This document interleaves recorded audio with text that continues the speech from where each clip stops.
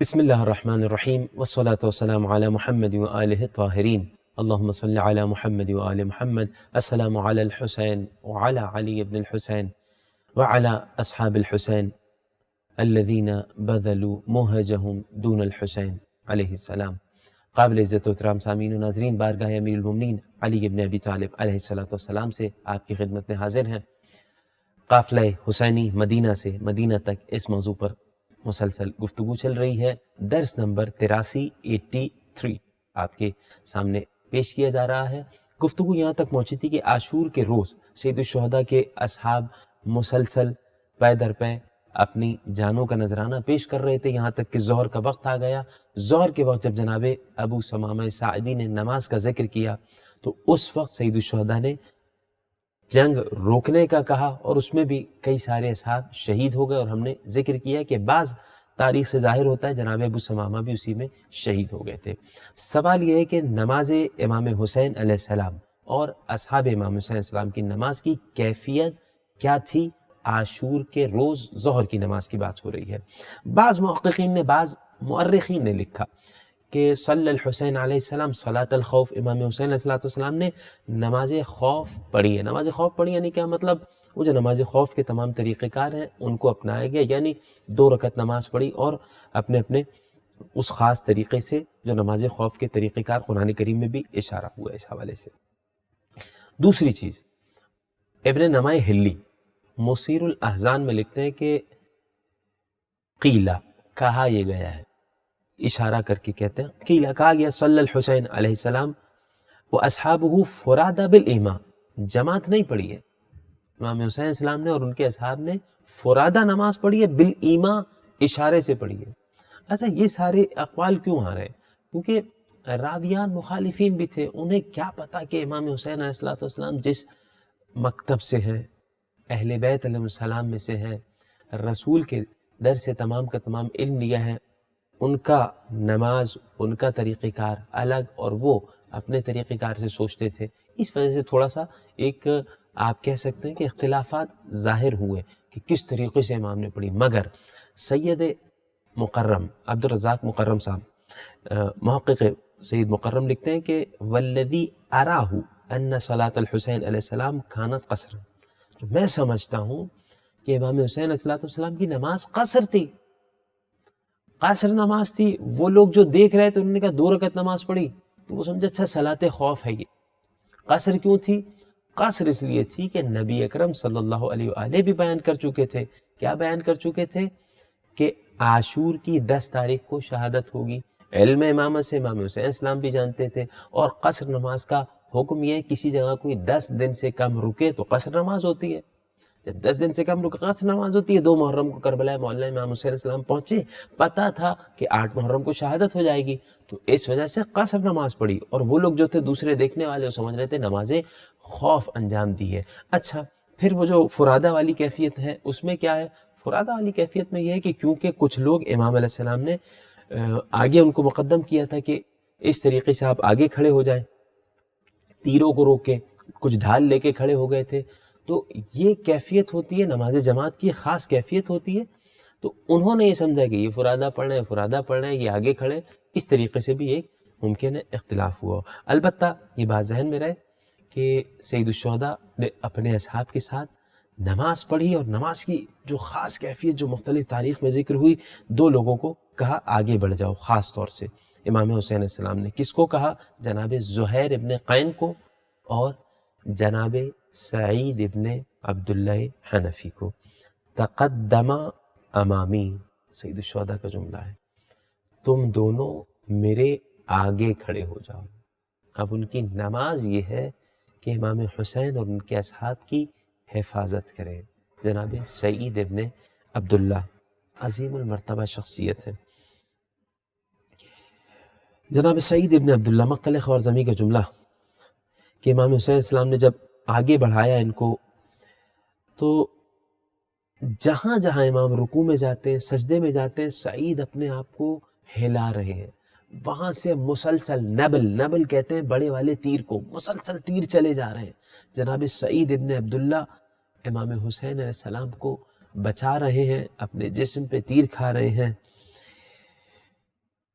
سامنے کھڑے ہوئے امام علیہ السلام کے، فما زال یرما حتی سقط الی الارض، یہ بعض تاریخ کا جملہ ہے، مسلسل تیر چلائے جا رہے تھے ان پہ یہاں تک کہ زمین پہ گر گئے۔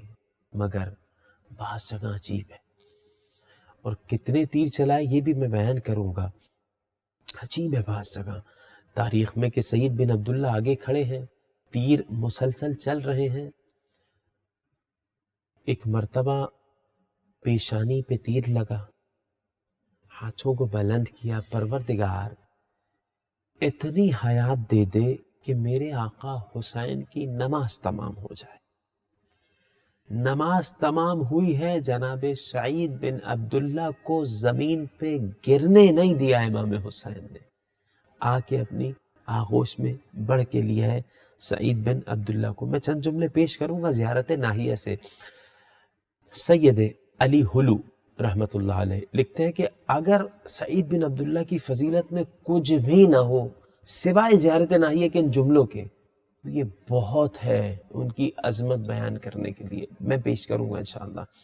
جناب سعید بن عبداللہ جب گرے ہیں، راوی کہتا ہے فَوَجَدَ بِهِ 13 سَهْمًا سِوَى مَا بِهِ مِنْ ضَرْبِ السُّيُوفِ وَطَعْنِ الرُّمَحِ، امام حسین علیہ السلام نے دیکھا 13 تیر لگے ہوئے تھے سعید بن عبداللہ کو، 13 تیر لگے ہوئے تھے، یہ ان تلواروں کے اور نیزوں کے زخم کے علاوہ ہے۔ میں بیان کر چکا ہوں پہلے بھی، جب پہلا حملہ ہوا تھا عمر سعد کی طرف سے اور اس کے بعد عمر سعد نے پہلا تیر اچھالا تھا، تو پھر روایت کا جملہ ہے کہ امام حسین علیہ السلام کے اصحاب میں کوئی ایک بھی ایسا نہیں تھا جو زخمی نہ ہو۔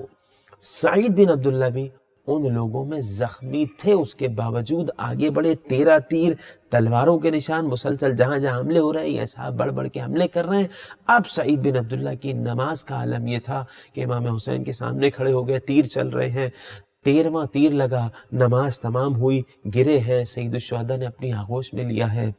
عجیب جملہ لکھا بعض جگہ، سید الشہداء نے جب آغوش میں لیا، ایک مرتبہ جناب سعید بن عبداللہ نے کہا اوفیت یا ابن رسول اللہ، اے فرزند رسول کیا میں نے وفا کی ہے، اپنا وعدہ پورا کر دیا؟ جناب سعید بن عبداللہ نے جب یہ جملہ کہا، امام حسین اسلام نے کیا بشارت دی، کہا نعم اے سعید بن عبداللہ، بالکل، انت امامی فی الجنہ، جنت میں تم میرے ساتھ ہو، میرے سامنے ہو۔ جناب سعید بن عبداللہ کو یہ سید الشہداء نے مقام عطا کیا۔ ثم فاضت نفسہ النفیسہ، اس کے بعد نفسہ النفیسہ، ان کی روح اقدس پرواز کر گئی۔ زیارت ناہیہ مقدس ہے کہ میں چند جملے ذکر کر دوں، جناب سعید بن عبداللہ کی عظمت کو بیان کرتے ہیں۔ وارد ہوا سلام علی سعید ابن عبداللہ الحنفی، سلام ہو سعید ابن عبداللہ حنفی پر۔ کون سعید ابن عبداللہ حنفی؟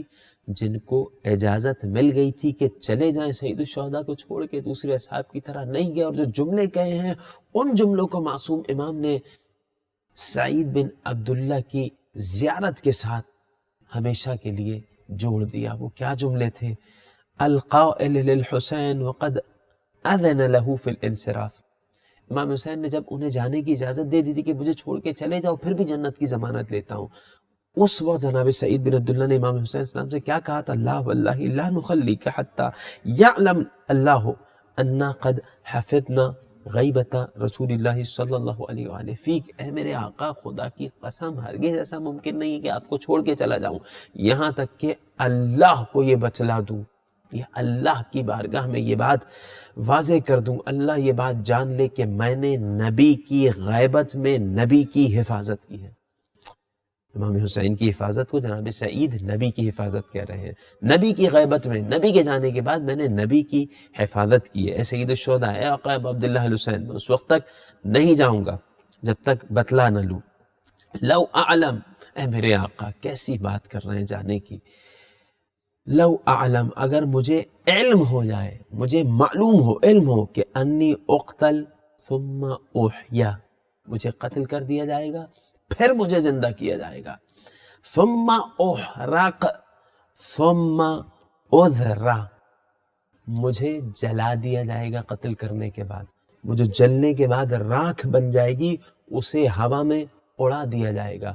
مولا خدا کی قسم اگر مجھے یہ پتا ہو، علم ہو کہ میرے ساتھ یہی کیا جائے گا، وَيُفْعَلْ بِي 70 مرہ، ایک دو دفعہ نہیں 70 مرتبہ میرے ساتھ یہی کیا جائے گا، اور مجھے علم ہو میرے آقا میں آپ کو چھوڑ کے نہیں جاؤں گا، یہ 70 مرتبہ کا بتلا رہا ہوں مولا، قسم کھا کے بتلا رہا ہوں، اور یہ تو ایک دفعہ ہے آپ کی بارگاہ میں اپنی جان کا نذرانہ پیش کرنا۔ یہ کون کہہ رہا ہے؟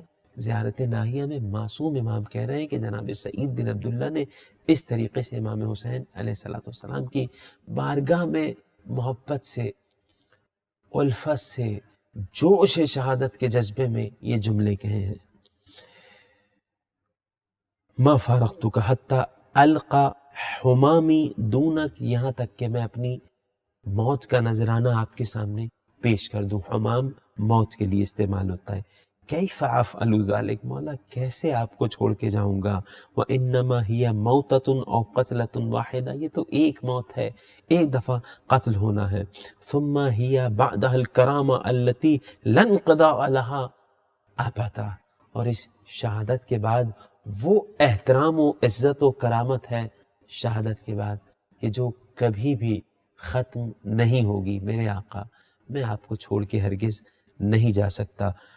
فقد، زیارت ناہیہ کا جملہ، فقد لقیت حمامک یا حمامک، اے جناب سعید آپ نے اپنی موت کو پا لیا، وواسیت امامک، موت اپنی جان امام حسین کی بارگاہ میں قربان کر دی۔ وَلَقِيتَ مِنَ اللَّهِ الْكَرَامَةِ فِي الدَّارِ الْمَقَامَةِ، آپ اللہ کی طرف سے وہ عظیم مقام پا گئے کہ جو عزت و کرامت والا مقام ہے۔ بہت عظیم جملہ ہے یہ زیارت ناہیہ کا جو آنے والا ہے۔ معصوم امام دعا کر رہے ہیں زیارت ناہیہ میں، حشرنا اللہ معکم فی المستشہدین ورزقنا اللہ مرافقتکم فی اعلی علیین، اللہ ہمیں آپ کے ساتھ محشور فرمائے اے سعید ابن عبداللہ۔ اللہ اکبر، معصوم امام کا جملہ کہ جب کبھی زیارت سید الشہداء کو جاؤ تو اصحاب امام حسین کو سلام پیش کرو تو ان جملوں کی تلاوت کرو۔ ایک خاص زیارت ناہیہ ہے، دو قسم کی زیارت ناہیہ ہے، میں پہلے بھی غالباً بیان کر چکا ہوں۔ ایک جس میں اصحاب امام حسین علیہ السلام کے اسماء ذکر ہوئے ہیں، اس زیارت کی بات کر رہے ہیں ہم۔ اللہ ہمیں آپ کے ساتھ محشور فرمائے اور ہمیں آپ کی رفاقت، آپ کی ہم نشینی نصیب فرمائے علیین کے اعلیٰ درجات میں۔ جناب سعید بن عبداللہ رخصت ہوئے نماز کے فوراً بعد۔ اس کے بعد امام علیہ السلام کے کچھ اور اصحاب تھے جنہوں نے اپنی جان کا نذرانہ پیش کیا اور ہمیشہ کے لیے معصوم امام کی زبان اطہر سے سلام کا حقدار قرار پائے۔ پروردگار ہم تمام کو بھی اصحاب سید الشہداء کے ساتھ محشور فرمائے۔ پالنے والے سیرت اصحاب سید الشہداء پڑھ کر جہاں تک امکان ہو اس پہ عمل پیرا ہونے کی توفیق عنایت فرمائے۔ وقت کے امام کے باوفا اصحاب میں ہمارا شمار فرمائے۔ سبحان ربک رب العزت عما یصفون وسلام علی المرسلین والحمد للہ رب العالمین، والسلام علیکم ورحمۃ اللہ وبرکاتہ۔